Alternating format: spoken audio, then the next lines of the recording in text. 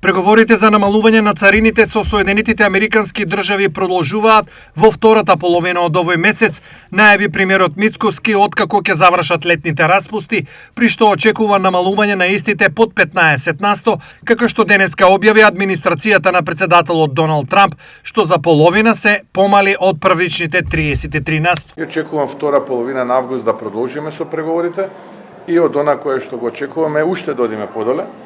Да речеме во соседството на кое што беше објавено, бидејќи на списокот нема некој од земјите кои што се во соседството, меѓу нив и таа држава која што вие споменавте, но затоа има Србија, да речеме, со 35%, затоа има Босна и Херцеговина со 30%, затоа има Швајцарија, да речеме, со 39%, и ние како Македонија сме во иста група со Израел, Норвешка, Европската унија и така натаму. И јас сакам во оваа прва фаза да се заблагодарам на Соединетите Американски држави што ја коригира тарифата од 33 на 15.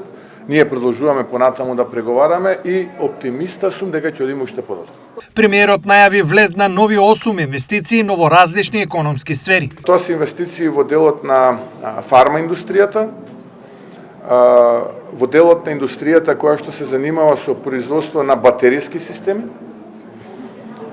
Една е практично, тоест две се проширување на постојните капацитети на тие компании и другите се во делот на енергетиката.